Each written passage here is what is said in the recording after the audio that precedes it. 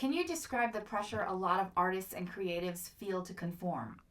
I think it can be really intense on a lot of different levels, you know? I mean, you've got whatever the culture is doing and whatever the market is for this or that. So, you know, if you're a songwriter and maybe your thing is really melodic, vintage sounding retro pop, but everything that's selling and that everybody's making is heavy industrial EDM trance music.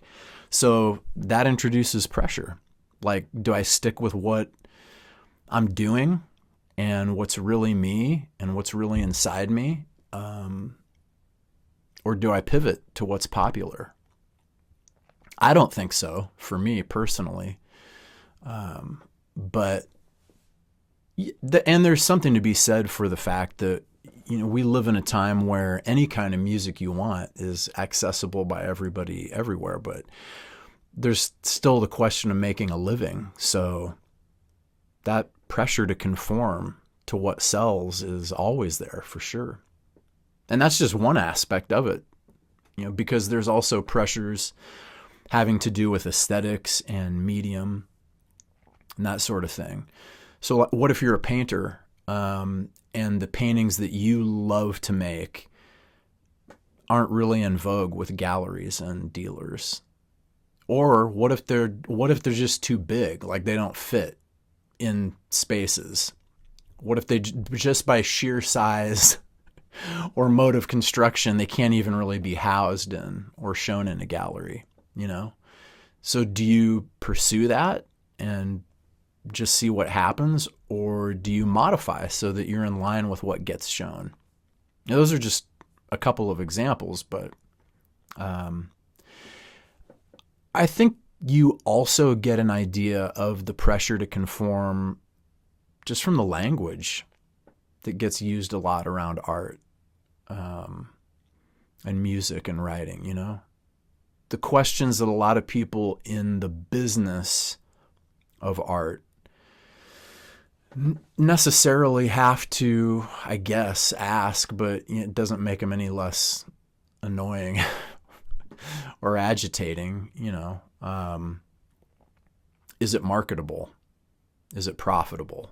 Is it appealing? Is it relevant? Is it groundbreaking? I mean, you know, the list goes on, and that can really get inside your head. I don't really think any of that has much to do with the actual creative work of making your art, but for a lot of artists, that pressure to conform is sort of always hanging in the air, I think. I should also say that underneath all of that is that artists are sort of outsiders anyway, to one degree or another, because a huge part of the expressive work is done alone, in isolation, and from the role of an observer. So, you know, there's like this fundamental tension between that ancient human instinct to stick together for survival, you know, and be part of a group, which is real. And it didn't evolve from nowhere for no reason. And the simultaneous truth also is that artists often stand apart or at a remove from the group just in order to do their work. So in that sense, I don't know if the pressure really goes away. I don't think that pressure to conform ever really goes away. What ways have you personally felt and dealt with the pressure to conform? I think the first time I remember that feeling of pressure to conform was in preschool art class that my mom signed me up for when I was 3 or 4, I think. And the teacher was having everybody use the same magenta paint, and we were painting a tree. We all had to paint a magenta tree. And I just remember thinking, I don't want to paint a tree. And I want to also use a bunch of these other colors, and get into some more of this other paint over here.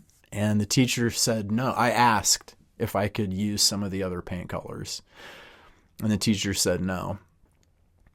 And so I waited until she was distracted with some other kids, and then I grabbed some other colors and started painting a wizard. For some reason, I had it in my head I wanted to paint this wizard character. And I actually almost got finished before the teacher came around, and she looked at my painting and said, "That's not a tree." And I said, "Yeah, it's a wizard." And then she took my paper and my paints away and just made me sit there for the rest of the class. So I got in trouble for not painting the tree. And I think that was the first time I can remember where I realized, like, maybe you can get in trouble if you don't do what everybody else is doing. And huge surprise, that was not the last time I experienced that.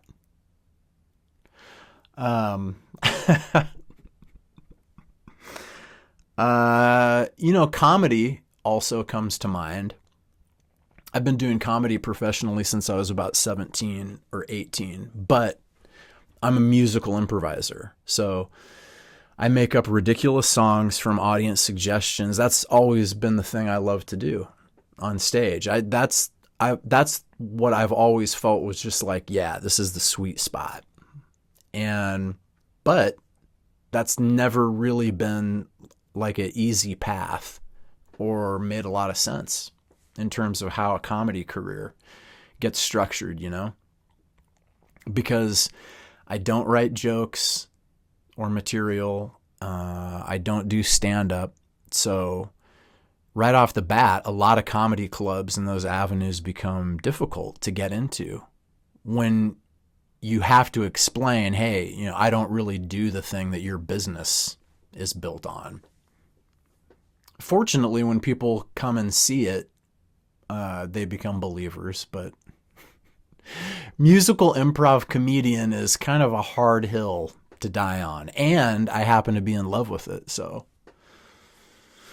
But yeah, there's been plenty of times when I've been like, maybe I need to start writing jokes or developing a character for stand-up, and that's especially tempting. If you're going through a dry stretch where, maybe you're not booking a lot, that can be tempting. But the one thing I keep coming back to is I ask myself, do you truly love this?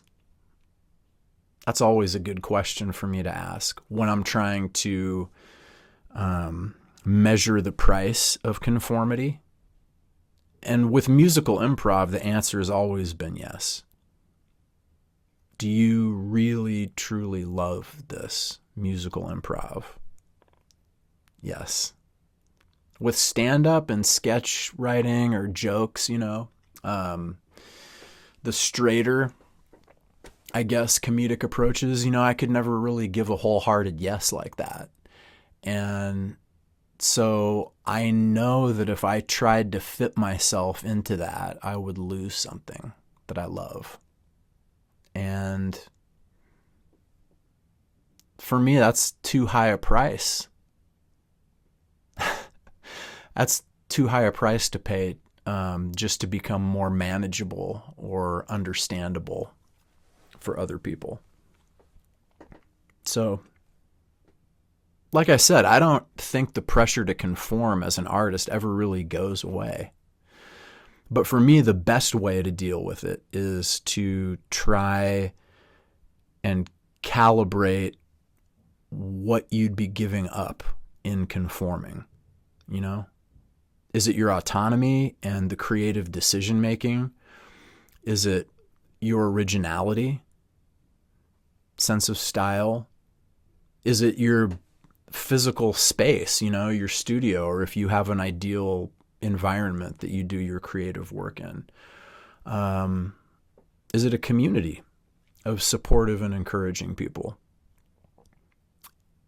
And to be fair, sometimes there actually are advantages to conforming where the price isn't as steep as any of that.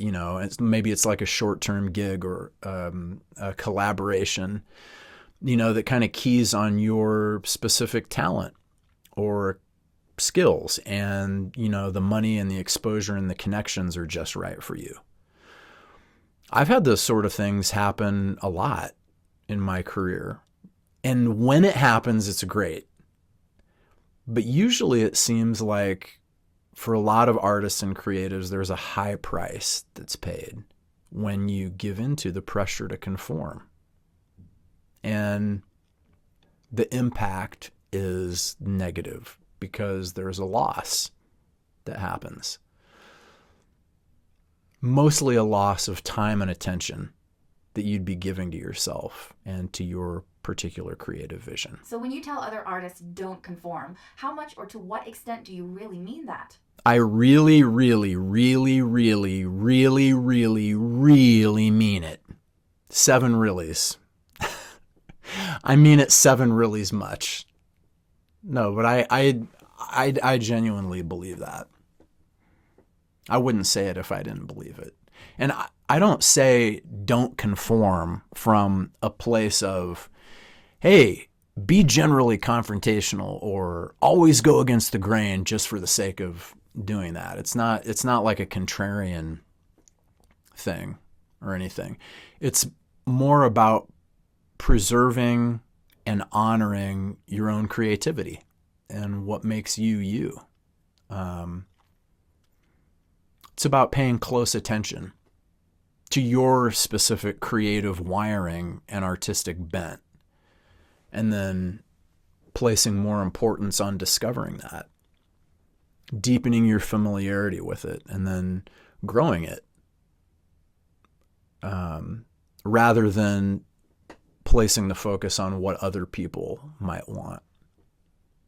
So when I say don't conform, I think I'm also really saying don't take what's uniquely and distinctively you and try to cram it into somebody else's idea of what creativity and art should be.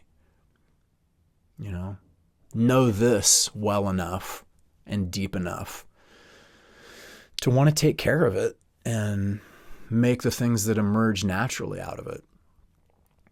And I think I say it so much because at the end of the day, I need to hear it. I need to be reminded of it.